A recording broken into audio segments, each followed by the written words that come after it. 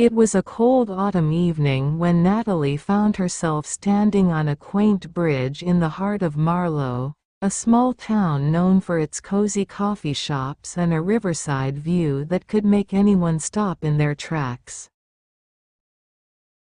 The air was crisp, the trees alive with shades of amber and crimson, and a faint mist hung over the water as if preserving the magic of the evening.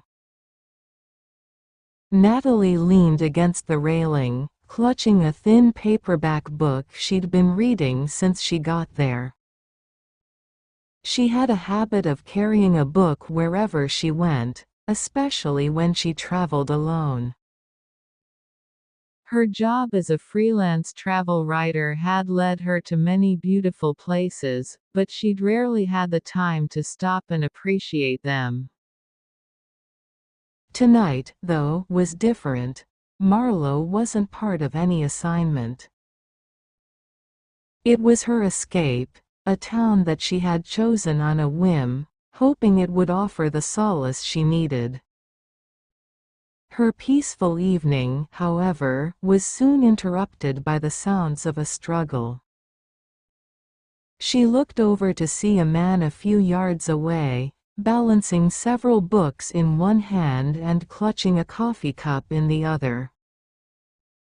One of the books slipped from his grasp, and in an awkward attempt to catch it, he tipped his coffee cup, spilling its contents across the cobblestones. Natalie chuckled to herself and instinctively went to his aid. "Let me help you," she offered, bending down to pick up the book. "Oh, thank you," he said, giving her a sheepish smile. "This probably looks as ridiculous as it feels." "Books and coffee, never a good combination for balancing acts," she replied, handing the book back to him. The man laughed, a warm sound that contrasted with the chilly evening. He took the book from her and extended his hand. "I'm Oliver, by the way." "Natalie," she replied, shaking his hand. "You're not from around here, are you?" "Is it that obvious?" Oliver asked, raising an eyebrow. "Well, you don't have the calm, unhurried vibe that everyone else in Marlow seems to carry. You look a little rushed." Oliver chuckled again, a bit of tension releasing from his posture. "You got me. I'm from the city. I work as an architect, and let's just say my boss isn't a big fan of breaks.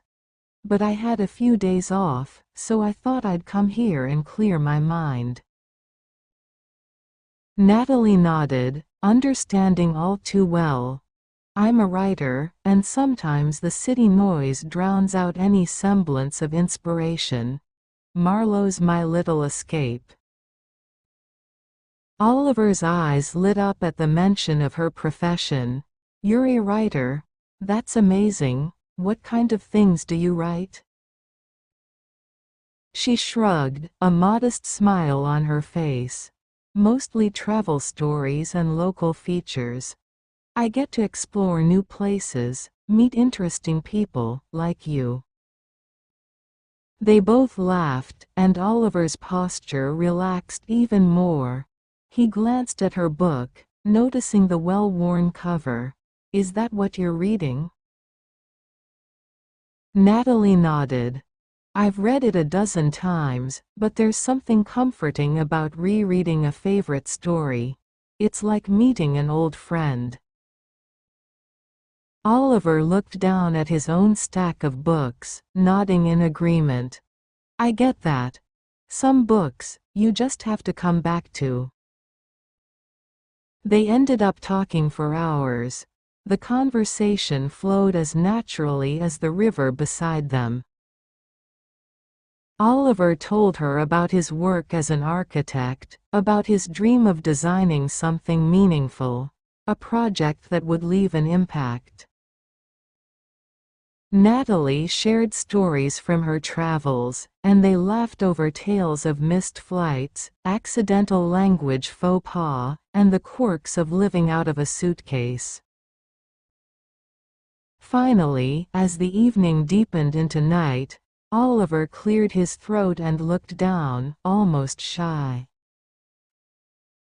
"There's a small cafe down the street. They're known for their hot chocolate and homemade pie. Would you like to join me for a cup?" Natalie glanced at the bridge, her original plan for a quiet evening all but forgotten. She smiled.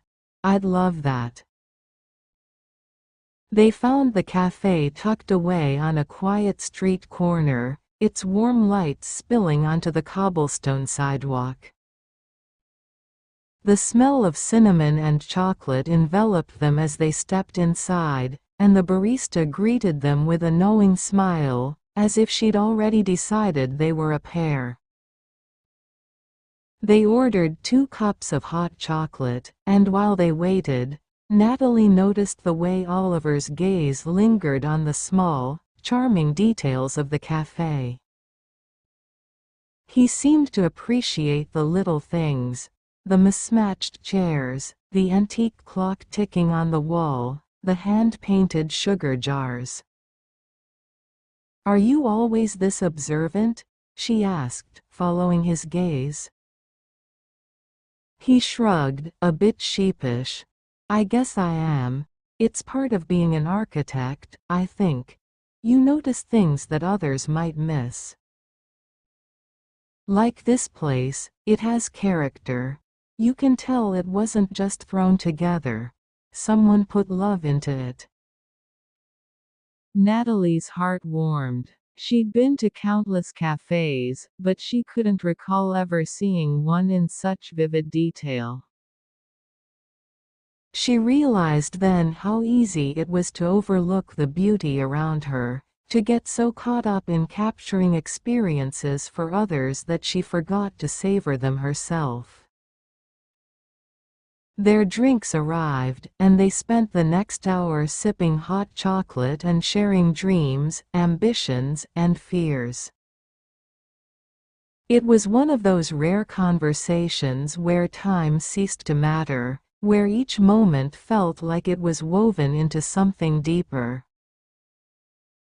Over the next few days, they met up every afternoon.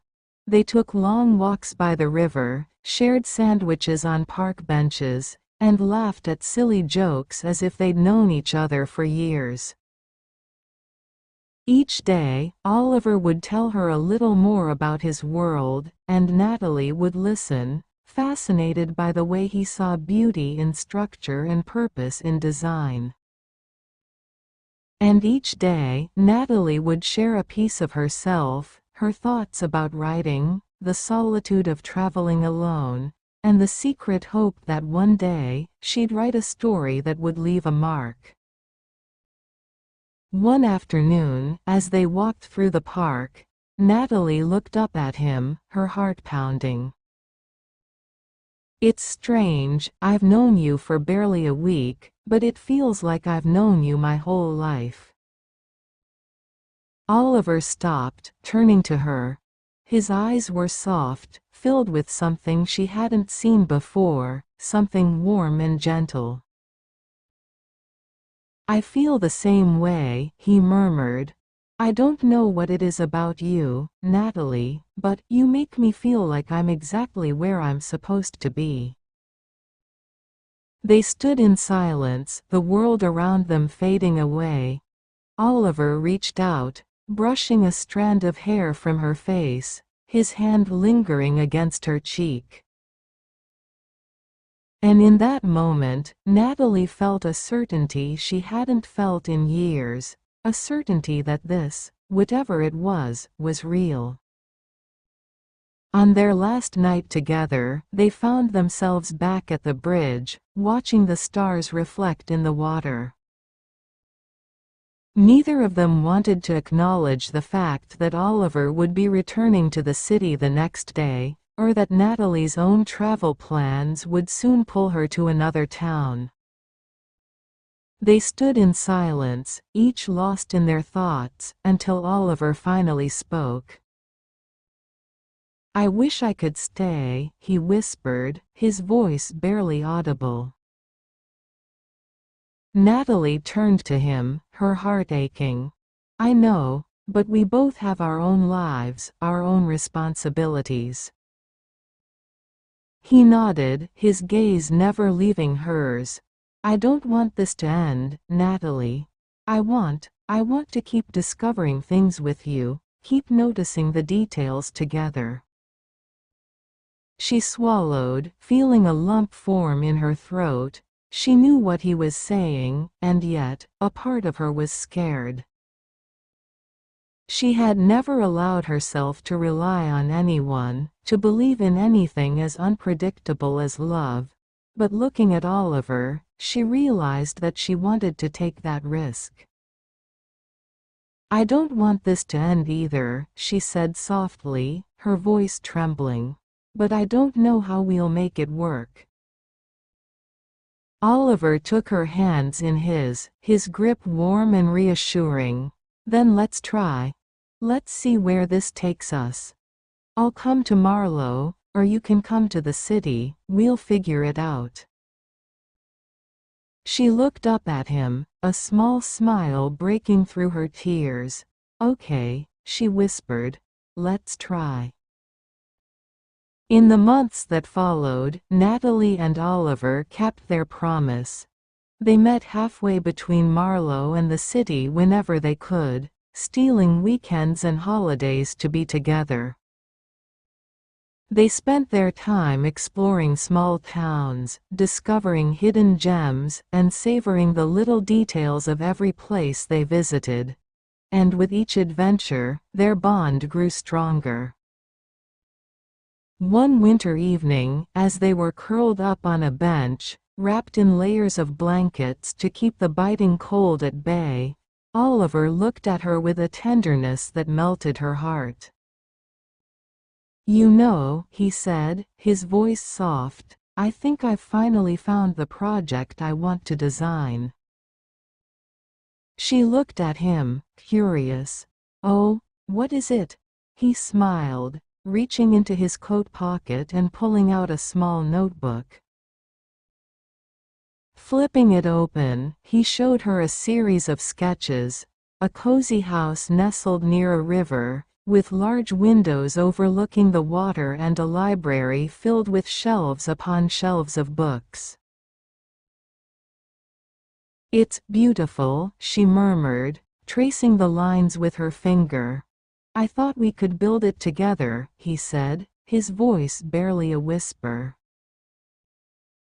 "A place where we could live, where you could write, and I could work, a place where we could keep discovering the details together." Tears filled her eyes as she looked up at him, her heart swelling with happiness. The end. Thanks for watching.